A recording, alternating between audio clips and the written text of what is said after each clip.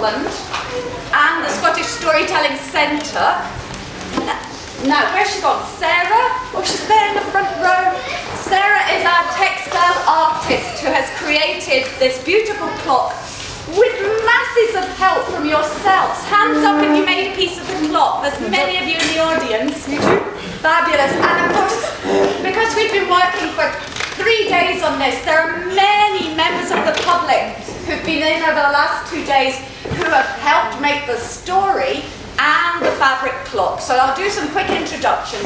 My name is Allison Galbraith and I am, guesses from the audience?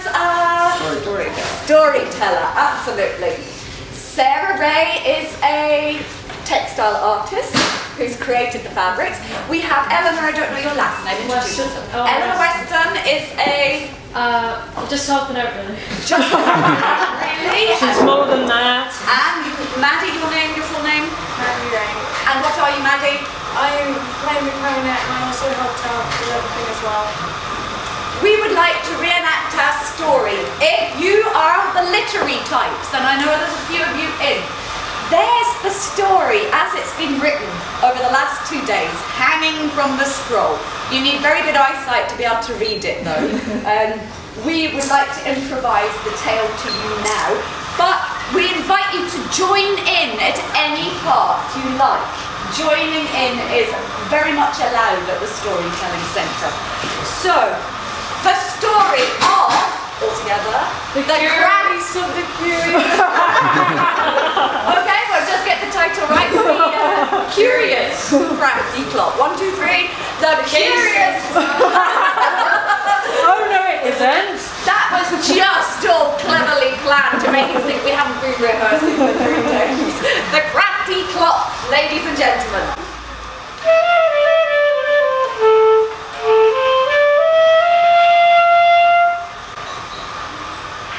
It was a minute to midnight on New Year's Eve. And like all of us will be later this evening, the family were gathered at a party. But Grandfather's clock, which stood in the corner of the room, had suddenly stopped at 1 minute to midnight.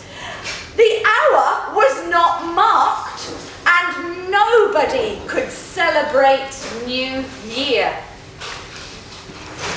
Suddenly, a voice was heard from the clock. Help! Help!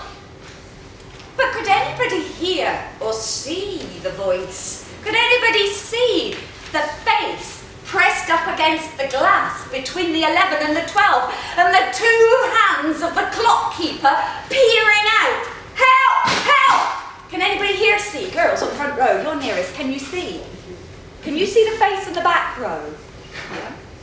But nobody in the party could see except for young Tabitha and young Lewis. Lewis had his headphones on. They were a Christmas present the week before. And Lewis could suddenly hear help, help coming from the clock.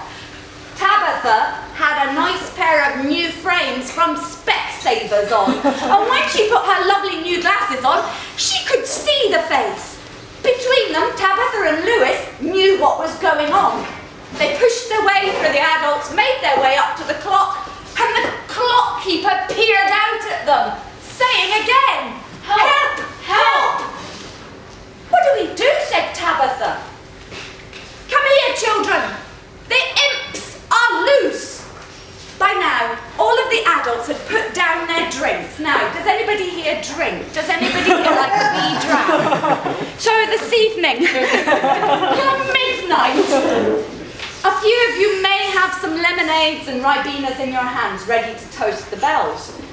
But the adults couldn't, because the bells weren't chiming, so they put their drinks down and they crowded round the clock. Well, what's going on, said Auntie Sheena. This was Grandpa's clock. He always used to fiddle with the mechanisms in the back. So Uncle Ted went round with his screwdriver behind the clock. Right, let me in. And he opened up the back of the clock to see if he could fix it. When the clock door opened, who sprang out? But, can you see them? Can you point them out, Eleanor? Clock imps. There was an imp who'd from a rusty old spring, and that little imp was getting the hand imps free and the cog imps free. The imps were looking for a way out of the clock, and as Uncle Ted opened the back, they sprang out and ran into the living room. Now, do you remember who could see them? Tabitha with her glasses. And who could hear them?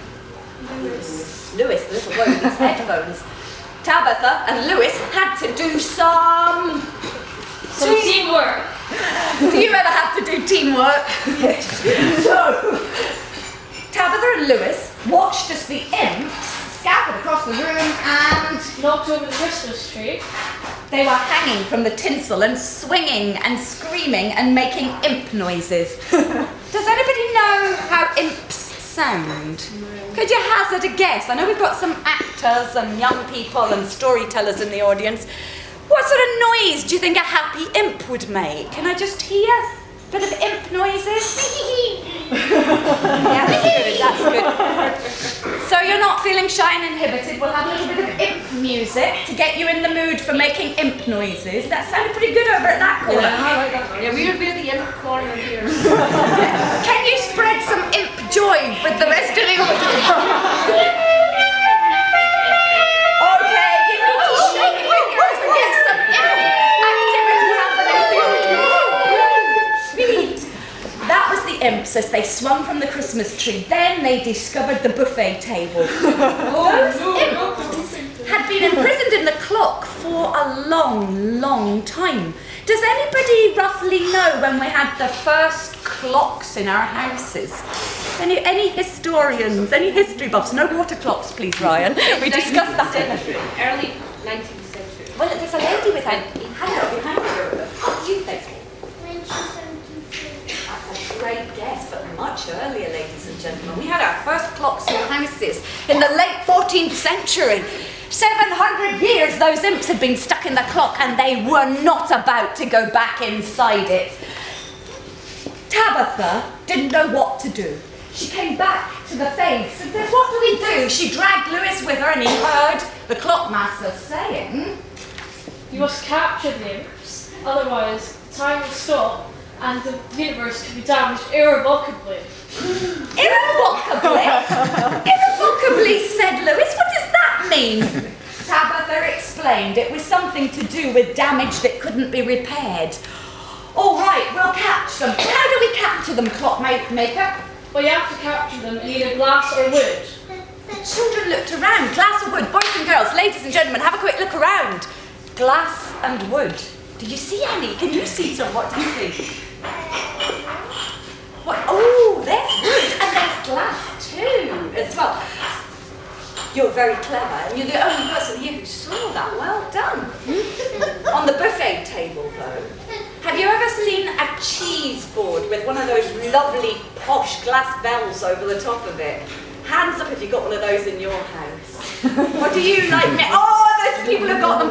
The rest of the audience, like me, no doubt, press their noses up against the windows of shops that sell cheese bells and think, oh, one day the children saw a cheese bell on the table. They grabbed it, and the clockmaker nodded his head from inside the clock. But by now, the imps, imp noises. They'd trashed the Christmas tree, so they were looking for more trouble. They were throwing cocktail sausages at the cat, because cats, of course, can see imps, just not humans. They grabbed the dog's tail. There was a lovely black dog in the house, and his tail was being pulled. And when the imps saw the children running towards them with the bell, the cheese bell and the wooden board, the imps legged it into the kitchen and out through the cat flap, off into the forest. Oh. And ladies and gentlemen, if Eleanor might move this way a little, you will see the cheese bell there, cleverly designed into the clock. So, there is Tabitha, there is Lewis, and they're chasing the imps out of the house, through the streets, through suburbia, into the woodlands. The imps were heading for trees. The imps sprang into the middle of a fairy circle. Do you see that? said Tabitha to Lewis. He shook his head. He said, but I can hear something on the path. There on the path was a beautiful ginger Fox. and the fox was magical. He stepped forward and he said, magic tune,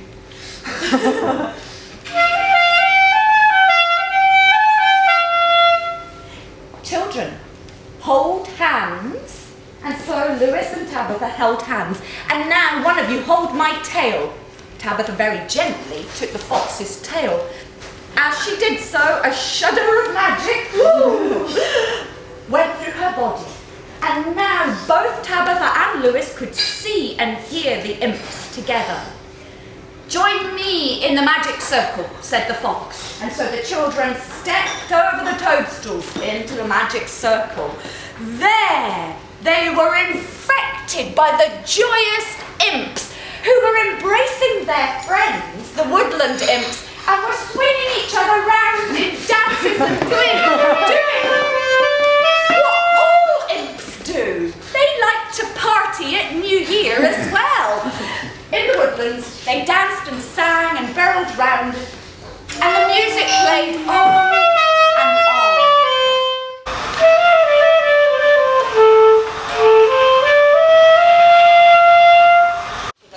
So what would you do if you were an imp and there was a big boy and a big girl trying to catch you? What would you do? Run is the right answer, I'm sure you all agree. The imps ran down the nearest hole they could find. It was a mouse hole. Have we got the mouse hole on our picture? We do. There it is. Ah, a little hole that you see. All of the imps, Woodland and Clock imps, disappeared down the tunnel and they arrived in... Ice Palace. under the ground, where the king and the queen of the wood nymphs lived. The children looked around, and as their eyes grew accustomed to the dark, they realised they were in an unnatural realm for humans. This was a very magical place. What do we do now? Said Tabitha. Please tell us, Fox. And the fox told them. Well, you must give me your toys so that I can throw them onto the thrones. What toys? Said Tabitha. Look into your pockets. Tabitha and Lewis put their hands into their pockets and they pulled out what they had. Oh, it was Christmas presents. They'd forgotten they were in their pockets. Lewis had a princess, a little toy princess that he'd been playing with. And Tabitha had a... Dragon. It was part of a set, Dungeons and Dragons. They'd been playing with them earlier. Throw them into the thrones. There's a throne for the king of the fairies. There's a throne for the queen. So, Tabitha and Lewis threw their dragon and threw their princess into the fairy thrones.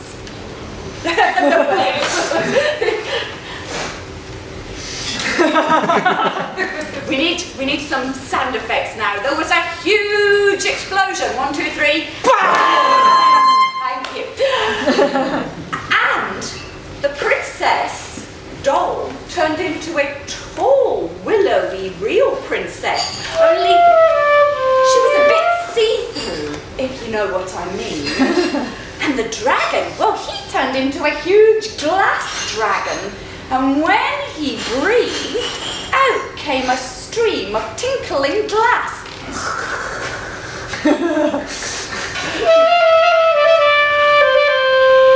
The glass from the dragon's breath went across the room, and as if by magic, a loom appeared in the middle of the fairy palace. Now, a loom's a very good old-fashioned thing. I wonder if any of our younger members of the audience even know what a loom is. Boys and girls, do we need some adult help? We have all the clever Craft Scotland people here with us. I bet they know what a loom is. Do you know? What do you think a loom is? Makes a tapestry. How old are you? Technically 9. And what's your name, technically 9 person? Grace. Could Grace have a little clap for getting that absolutely right? On a loom, we weave things. So, quick, said the fox. Get weaving. That dragon's going to help you make a glass net. The willowy see-through princess sat at the loom and she began to weave. Weaving song. Clog dance. I bet you could all do a clog dance, couldn't you, ladies and gentlemen? Clog dancing. Well, as she weaved, a glass net was produced. Magical and invisible, I'm afraid. You'll just have to use your imaginations. Now, said the fox, now you can capture your imps. So the children together, as if they were folding up bed sheets, and I know you've all done that, threw the net over all of the imps. Wood imps and clock imps. Do you think the imps were happy in their net? No. No, they pulled miserable faces. Can anybody here pull a miserable face? The imps started to cry. Oh, can anybody here cry imp tears? Suddenly Tabitha and Lewis weren't sure if they were doing the right thing. But we need to capture the imps. The Queen of the Fairies stepped forward and she said, but children, look, you're making these imps so unhappy. Do you think it's fair that these imps have been tied up inside a clock for 700 years and made to work? But we need them for our clock. That's what the Tabitha said. The clock won't continue and time has stood still all over the world. But ladies and gentlemen, we pose that question to you, boys and girls. Is it fair to keep imps imprisoned in a clock and make them work for 700 years without a holiday? Is that fair? No! Do you not think they could get a wee holiday now and then, said the Fairy Queen, who was turning a wee bit Scottish as we hear. Do you think they should have a holiday? Yes. Yes. Absolutely. Tabitha and Lewis certainly did think those imps deserved a holiday. What should we do, Fox? Well, maybe we should train the imps so that they could work and take turns every month. So, it was agreed that woodland imps that lived out in the wilds could have some jobs inside the clock from time to time, and that clock imps could get out to party in the woodlands with their cousins, the woodland imps. When this was agreed, they all decided to go back to the clockmaker. But first of all, the Fairy Queen said, I have a present for the clockmaker. Oh, where's it gone? There it is. She magicked up a beautiful pink rose, and she said to Tabitha and Lewis, take this with you. The clockmaker is a very serious man. He's made those clocks work all over the world for so many centuries that he's lost his joy in life. He's been working too hard. And we all know life is not fun when you just work, work, work. Let him smell the winter rose. For I believe there are still roses blooming all over Edinburgh City at the moment. Have you seen any? In the gardens there are still flowers out. Take this rose, let the clockmaker sniff it, and then joy will fill his life again, and he won't be such a miserable, mean man to work for. The fox transformed himself into a silver wolf. Here, he said, a fox isn't big enough to take you all back, but a wolf certainly is. Jump on my back, boys and girls. Jump on my back, elves. All of us are going back to Clockland. And as if by magic,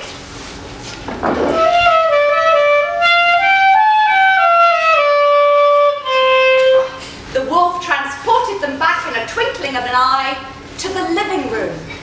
By now the human beings, and let me just check, yes, a few of you are, were fast asleep on the floor. Storytelling relaxes you, is that right? They had all put their drinks down and fallen asleep on the floor because just 1 hour in fairy time is like a full day in human hours. The children and the imps picked their way through the sleeping bodies and sneaked back into the clock. Tabitha opened up the clock. Lewis took the rose.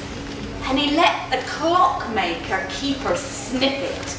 Immediately, as the clockkeeper breathed in the heavenly scent of the winter rose, colour came back to his pale cheeks, and joy and happiness flooded his heart. "Oh, what a mistake I've made," he said. "I've made these imps work far too hard and far too long. Why, they may have a holiday. Every single month when the moon is full, I'll let them out for a night to play in the woods with their cousins who live in the trees." And so, the clock began to work once more. The bell reached midnight. Now, who can count to 12? Can we have 12 dongs? Are you ready? Doing, doing, doing, doing, doing, doing, doing, doing. How many more? Doing, doing, doing, doing. Oh, and the humans realised where they were and shouted, "Happy New Year!" They raised their glasses and the world began to work once more while the clock hands moved. Uncle Ted finished his whiskey and said, and this is a good lesson to us all, "I'm going to oil this clock every month, just the way Grandpa did when it was his clock."